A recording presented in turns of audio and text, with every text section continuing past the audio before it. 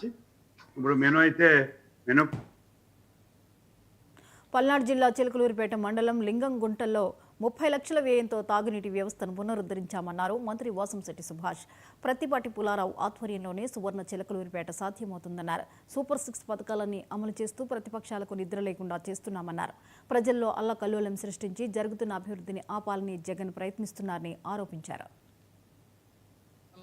తొలడుగు అనే కార్యక్రమంలో భాగంగా ఇక్కడ రావడం జరిగింది. ప్రజలందరూ కూడా సంతోషంగా ఉన్నారు. ఈ సంవత్సర పాలనలో మరి అభివృద్ధి ఏం జరిగింది, పెన్షన్లు 4000 ఇస్తా ఉన్నారు. అన్నా క్యాంటీన్లు ముఖ్యంగా ఈ చిలకలూరుపేటలో 3 అన్నా క్యాంటీన్లు ఓపెన్ చేయటం, 5 రూపాయలకే 2 పూట్ల భోజనం, 1 పూట టిఫిను పేదలకు అందించడం, అదేవిధంగా 33,000 మందికి ఈ తల్లికి వందనం అనేది ఇవ్వడం జరిగింది. ఒక్కొక్కటిగా సూపర్ 6 పథకాలన్నీ కూడా అమలు చేసుకుంటూ వెళ్తూ ఉన్నాం. ప్రతిపక్షాలకి నిద్ర లేకుండా చేస్తూ ఉన్నాం.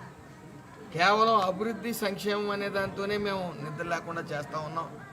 ప్రతిపక్షం మాత్రం ముఖ్యంగా ఏదో అల్లకల్లోలం సృష్టించాలి, వస్తున్న అభివృద్ధిని, వస్తున్న పెట్టుబడుల్ని, జరుగుతున్న అభివృద్ధిని, వస్తున్న పెట్టుబడుల్ని ఆపాలి అనే ముఖ్య ఉద్దేశంతో మరి కొంతమంది ఏంటి అధినాయకుడు కూడా పూర్తిగా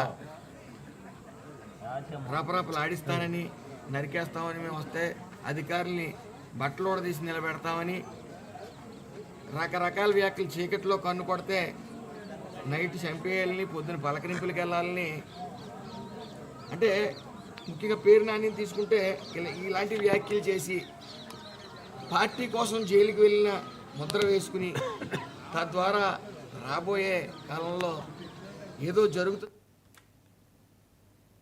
విజయనగరం